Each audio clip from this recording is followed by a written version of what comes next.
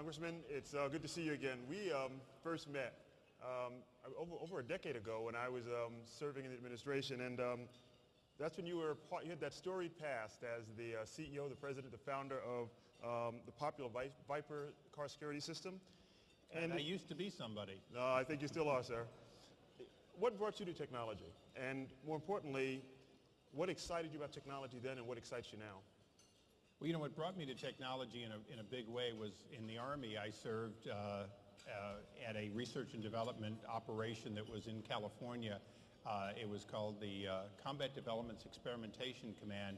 And I'd already had some electronics background, but the Army had commissioned me as an armor officer. So, you know, my technology was mostly how to point straight and shoot. But I got this assignment and I ended up with a series of first engineering operations, and then eventually I ended up running a computer facility which was Deck 10 based at the time and going back to Maynard and so on. So by the time I left the Army, I had a real desire to take radio frequency and telemetry capability and do more with it, and I knew that we could miniaturize a lot of things, and over the next couple of years developed a couple of products, one of which sort of gave me the ability to run for Congress and do it without having to worry about a paycheck. So you're still excited about technology? I'm very excited, and I'm excited the fact that, you know, things are changing so quickly in what used to be electronics is now software. Mm-hmm. The things we can do that we used to do with huge gate arrays or we used to do with discrete components, we're now doing them smarter, and we're doing them in a way in which they can be reflashed or relearned, so that there's a real ability to get smarter even after a product's made, something that wasn't possible in my early electronics days. So now, how did you make that leap from technology to politics? I meet a lot of people in the technology area, but few of them have any success of the kind of success you've had in politics. I'm sorry you asked that question, Larry. I was a businessman. I'd started in 1980. You remember the Jimmy Carter era. He was still my president then. I left the Army and went into business, in the electronics business, in that time. You know, double-digit unemployment, double-digit inflation, no availability of money. And over the next 10, 12 years, built a pretty good little business to where I was somebody that Bill Clinton called the greed of the 80s. And that was what got me politically active, was realizing that the backbone of America are people who start with nothing and make something, or who start only with the opportunity that is available in education and build on that, and we should never vilify them. And although Bill Clinton did a lot of good things, he never lost in my mind that one shortfall, that he used class envy in an inappropriate way, and I vowed to make sure I was active in making sure we not do that. And today, both Republicans and Democrats, including President Obama, no matter what they do to us in our tax structure, they always give credit to the innovation of small business, to the hardworking people, in a way that I think was lost for a while. Now, you know, when we met through a technology association, and you were pretty involved in the technology associations back in your days as an entrepreneur and as a businessman. Was that one of the things that kind of drove you into the did that help spark the political drive that you have today?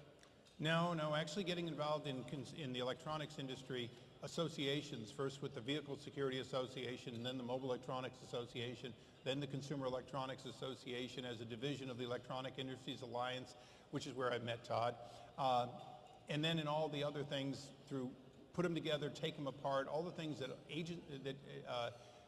associations do in order to be responsive to their members. That actually started when the government decided to ban any vehicle that didn't have a black box or a series of serial numbers, and I was making car security systems, and they were basically going to eliminate my business. So I got involved when they were going to destroy what I was building, and then I stayed with it. Okay. So now, what can associations do? What can the men and women in this room do to make sure their voices are heard in Washington? Those people like you who make decisions, and people like me who aren't elected but do have a policy-making role. Well, first of all, you must be present to win. There's no question that if you don't have a Washington presence, it's very hard to fly in and just introduce yourself. The best CEO, you're going to work for HP. HP has parachuted in their CEOs for years, but if you don't have an ongoing presence in Washington, you're not going to do your job. Secondly is you have to have the right resume. Now, a resume in Washington is who's a member of your association, Who are they important to in Congress and so on? So that's sometimes the personal activities of companies back in their home districts. Lastly, there are things like standard setting, the building of various education programs, and those kinds of involvements, the private sector leveraging that government wants done. The more of that you do, the more you come with solutions that say, look, if you want to do that, you can adopt what we're already doing.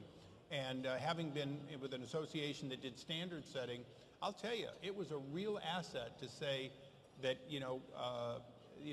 the parallel and the serial ports and a number of other things that were used ubiquitously throughout technology were private sector specs, whether they were IEEE or any of the other standards or EIA standards. So I think all of that fits together. Now, of course, having a good vice president of government affairs, that's critical. Okay. Well, I hope Mr. Hurd thinks I'm one a year from now. When these folks come to Washington, do lawmakers listen to them? When everyday men and women who run businesses come to Washington and talk their problems to you or other elected officials, are they heard? Do members just want to be left alone, or do they want to hear from their constituents? Boy, that's the toughest question you're going to ask me tonight. It depends on the member. The one thing I would say to all of you is if you come to visit Washington, you've got to come with a business plan. You've got to know who you're going to visit, how you're going to make sure you get to the decision maker. Now that, as you know, it might be a key staffer on a committee, it might be the legislative director of the member, the chief of staff, or the member themselves. But you've got to have a plan and you have to have done your homework, because a meeting is not an end. And a meeting where you didn't send the information of what you wanted to talk about, make sure the right people are in the room, make sure you know what is the problem and what you want the member to do as a solution. If you do that, then it's good for the member and it's good for you. But that's hard. But I'll tell you, it makes all the difference in the world when people come into my office and they've already briefed all this, and my legislative assistant or legislative director is absolutely up on it and is prepared to have me look like a good guy by having some answers and being briefed on it. It changes the whole meeting from when people walk in, they hand me a PowerPoint and they want to talk about a problem, and I only have 15 minutes. That 15 minutes is about saying yes. It's not about learning the grassroots of what you're coming for. You got to get that done somewhat before, and you've seen that on the Hill. Mm-hmm.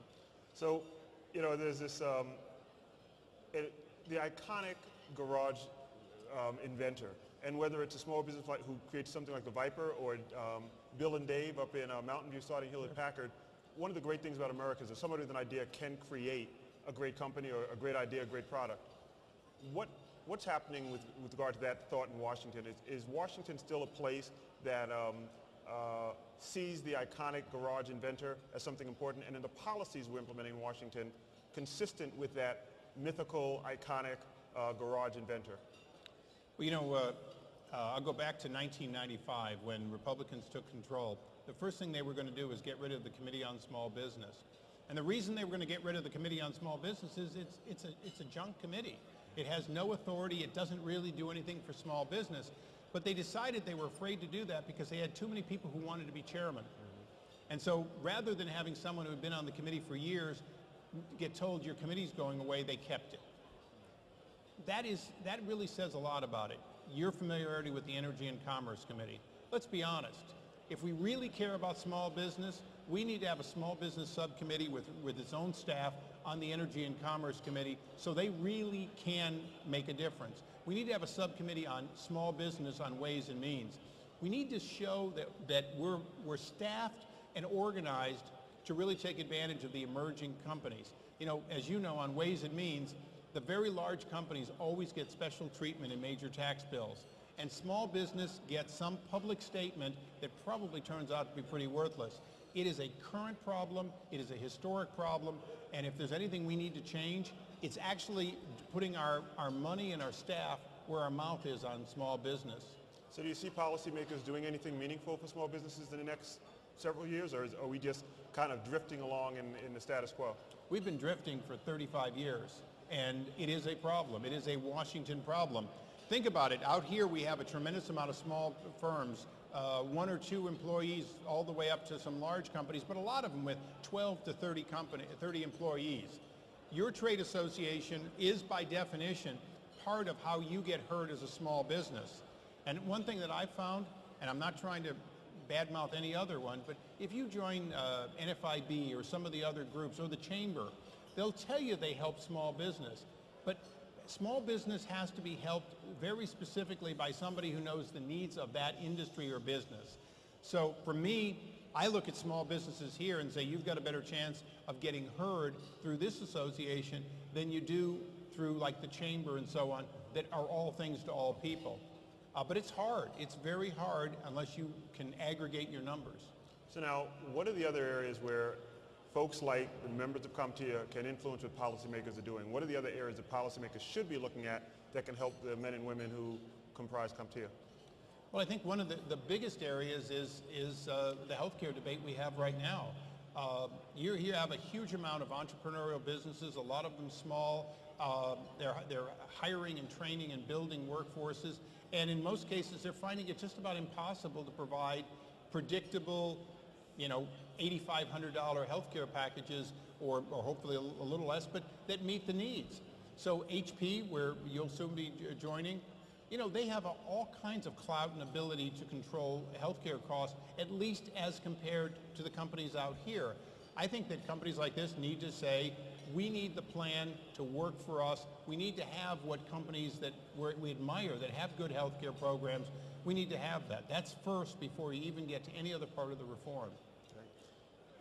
In addition to healthcare, one of the big issues this year has been broadband. Broadband stimulus, broadband bills, broadband plans from the FCC, and increasingly our nation's dependent upon IT. What should Washington be doing with regard to, should they be doing anything, and if they should be doing anything, what should they be doing with regard to the IT industry generally and broadband in particular? Well, I'm going to give you an out-of-the-box answer, but it's one that I see in all my committees, and that is that if you look at what broadband is not the deliverance just of data in the sense of our computer needs. Broadband is the deliverance primarily of your television signal as we grow to know it, other video content, including video on demand, and certainly your phone service, and other services that are going to keep coming. The question is, are we going to take our copyright and all of our other laws that have divided up who gets what content and modernize it? And I'll give you an example that exists. AT&T is rolling out their solution. They really want to compete, but when they go to compete against the cable companies, their intellectual property access is based on a bunch of arcane old rules. And you look and say, well, wait a second. What if we simply said that whoever you choose to provide to your business or to your home, as long as they provide the full spectrum of services, which they all want to do, you should have an inherent right to get the content. Meaning you as the consumer have a right to get the NFL package or the NBA package or whatever, and if that's important to you, and of course it adds to their business model of sending you broadband to the home and broadband to the small business, then all we have to do is say, look, we're not going to allow the contracts that historically said that cable gets this in return for this and terrestrial must give this. Those are obsolete when the consumer should own the right to pick. There may be 5 pipes coming to their house, including the power lines. Why shouldn't the consumer say, you guys compete, but you can't compete on content because I own the right to the content?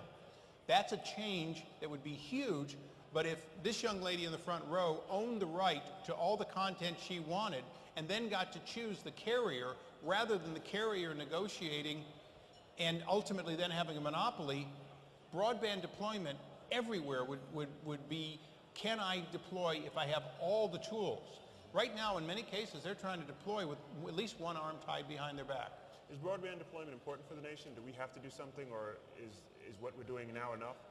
You can never be too efficient. And when the rest of the world is using broadband as part of their connection to make them more efficient, if we fall behind, we will be not competitive enough. And we don't want to be like Brazil, where you either live in a large city or you don't compete. We want to make sure you can compete in virtually every corner of our great country. Now, I don't think that every high-tech business has a right to be on an island somewhere north of Prudhoe Bay, but for all practical purposes, we are as good as we are connected. So now a lot of the men and women here do business with the federal government, and so procurement... So they feel our pain, don't they? They feel your pain. And one of the committees you're on and you have responsibility for has significant involvement with the government procurement process. I have a combo question that I think most of these folks will want to know. What do you think about efforts to get more procurement contracts to smaller IT companies? What do you think about open government and its potential to boost or hinder some IT innovation? And what's the proper role of federal policymakers vis-a-vis cybersecurity? Particularly given that's more than a combo. It's a combo. That's like a trifecta. This is, we want to give you the good questions. Well, taking them a piece at a time, we have the absolute obligation in cybersecurity. No company out here can see an attack coming from China and respond with a destructive counterattack. That's a sovereign to sovereign problem. So I think we can all agree that you can put up the best marginal line in the world, but unless you want to cut off outside signals, you cannot fully protect yourself unless there is a response. And the response has to be a government responsibility. And it's one of the limitations right now of the cybersecurity initiative. It's still mostly about buying better defensive weapons. It's not, and building better walls. It's not about holding foreigners or domestic terrorists accountable for their action. And that's something I'm very passionate about, changing the dynamic. Cyber war is war, and although we want to fight it bloodlessly, we do need to fight it. When it comes to small business, the best way to open things to small business is, first of all, demand that nothing ever be bundled bigger than it must be, and that's something our committee is very dedicated to. Ed Towns, who's my counterpart on the committee from New York, is less techie, but just as passionate about debundling for opportunity. And I think those are the two elements that are most concerned people: is will the government do the part it needs to do, and in cybersecurity, and will we quit artificially making everything where, and if there's someone from Lockheed in here, I apologize, but I'm going to use them as an example. Lockheed writes the spec, and often they become the general on many, many contracts. So you're constantly working for that large prime, and in many cases they're writing the spec. That has to end. Lastly, the open standards, and I think that was your best question by far. You know, online, not inline, is a token statement unless we have common search platforms, interoperability, and that's going to take looking at all the corporate solutions and saying that's fine, but you have to meet certain rigorous standards. Financial, right now I'm working a lot on the post-mortem of the financial meltdown, and I look at technologies like XBRL, nonprofit standard. It's being embraced finally by the FDIC, the SEC. If it had been widely embraced with the compliance of simply saying, if it's X, it's going to be this way, so that if you decide to share, if a bank decides to share, it can be shared easily. And if somebody has a need to get it, they can get it interoperably. There's no security change. You don't have to give it, but if it's givable, it has to be there. And the FDIC has been very helpful with banks. We need to have the equivalent of the FDIC overseeing all of government. I'll give you one that only concerns probably a small amount of you, but that I'm personally convinced has to happen with General Shinseki. We need to eliminate the duplicate and different databases between our veterans who are currently serving on active duty, their medical and personnel records, and the Veterans Administration. From the day I enlisted in the Army, I was a veteran. The day I was a reservist not on active duty, I was a veteran. When I went back to active duty, I was a veteran. Here's a database, multiple databases, non-interoperable, not even transferable. We need to say government has to make those things fully accessible. And oh, by the way, every soldier should be able to access their health records if they want to. And if there's active duty, they're on the other end of the world and there's a need, they need to be able to do it. So a lot of that in government procurement, you know, DOD owns their side, and I work with Ike Skelton. I own the private side, and I'm working with the chairman of Veteran Affairs, Bob Filner, because those two can't agree, and our committee has to say, look, this is a model for government online and for government not creating its own impediments. And I think we need to do that in every part of government, but we have to set models and examples that work. So I'm going to ask you a couple more questions, and then we're going to go back to dinner. But what do you? We're halfway through the first halfway through the first year of this Congress. It's the first quarter. First quarter. What do you see happening in the next 3 quarters of this particular political game in Washington? Well, I think like every administration, they come in with a pent-up demand, and they find out it's hard, and that the Senate slows them down. And in this case, the Blue Dogs in the House slow them down. And I think that's going to do two things. First of all, it's going to make the Obama administration realize that if they can't, for example, administer the Cash for Clunkers program, then they're no better than the Bush administration was with Hurricane Katrina. Government has to do what it does well, and it's hard, but they're going to focus on that. So I see the administration turning to the work on the bureaucracy, the work on the actual doing of government, and that's good. And every administration gets a pass for a while, but I know that this is a smart administration. They're going to focus on that. The second thing is they've got two major initiatives, neither one of which is yet law. I think that's going to cause them to slow down on some of the other initiatives and promises so that they can get these right. And I'm hopeful that both of them will be dramatically different by the time they become law, because I think they need to be. I think they increase government too much, they're too expensive, and we can do better. I use the example of rocks in the knapsack. You know, cap and trade may be important, but it's a lot of rocks in the knapsack. Healthcare reform takes us from 17% of GDP to 21% of GDP. Why is it cost more to fix everything when the government does it? Can't we, and the Blue Dogs are saying this with us, and they're saying it very well. Look, if it's a fix, if it's an improvement, if it's a reform, then can't we do it within the existing money instead of throwing more money at it with the promise that it might improve? That's going to be the debate for the second quarter. Now, as you know, certainly the last quarter is all about campaigning. So we really only have 2 quarters, this one for sure, and the next one maybe, and then there's nothing happening till after the midterms. So I think it's important that they focus on this right now, because in a recession, it's too important to not make certain mistakes. And these two, if they're done right, won't be mistakes. If they're done wrong, we'll be paying for it as a country. Last question. The exit question. You've been in Congress for 5 years. Is Capitol Hill still exciting to you, and do you have your sights elsewhere? Are you going to keep fighting the good fight in Washington? Now I'm going to show that I've been a congressman 5 terms. 5 terms. Did I say 5 years? I meant 5 terms. I know you did. I just couldn't resist that. I do. I still find it exciting. It's hard every day to realize that I don't make policy, that in fact I cause the administration and the leadership to rethink their policies, and maybe indirectly I improve policy. It's hard because I went to Washington thinking I was going to make policy, and I was excited when, as a freshman, I walked in, and I was going to be on Energy and Commerce immediately. I probably was going to be chairman, but Billy Tozin was still there. But I was ready to take on the world, and I did everything knowing that I was going to do that. And then I found out that Congress was a union shop, and the first thing you needed was some seniority. There's somebody from a union shop back there. And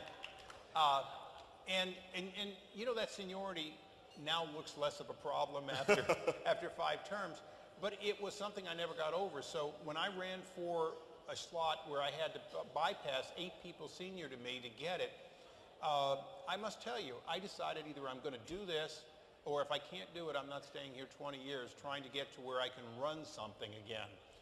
Now I'm running something again. I've got, including my fellows and my interns, I've got almost 50 people working for me on committee. We're doing research. We're looking at legislation differently. We're doing investigations. We're communicating, and overseeing those people to get the most out of them. It's kind of like having my small business back again. I enjoy it. So is there anything you want to leave the crowd with before we go back to our dinner? Well, probably just the fact that when I met Todd, he was a young geek. Now, you all know he's still a little bit of an older geek, but I will tell you that when he was brought in, the CEO of the association said he's going to be my replacement. And if we could have gotten Gary to resign, any earlier, problem was that the age was too close. So I will say, and I'm saying this because I came here tonight because Todd invited me. you got a heck of a bargain when the opportunity for him to leave an association where he was valued and appreciated, and where, I don't blame you for not waiting forever, but clearly he could have been the next head of that association. You did very well, and I think the ideas that he learned at competing association or another association, these are good things to listen to. And the only thing I would say is that I was never actually on your compensation committee, so if we didn't pay you well enough, I'm really sorry. Congressman, thank you. You. Thank you very much. Thanks, Larry.